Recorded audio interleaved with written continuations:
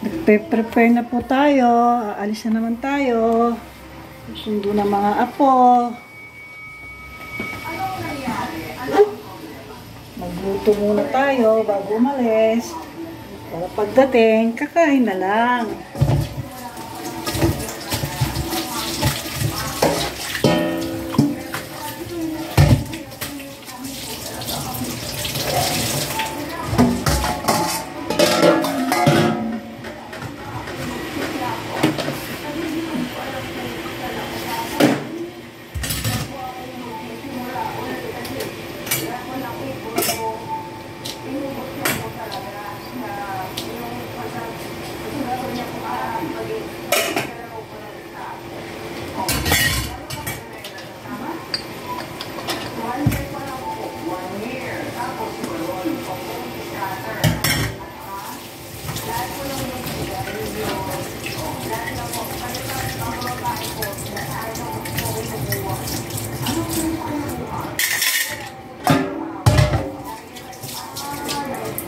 Isda po ang niluto ngayon kasi ilang araw na kami puro baboy, manok.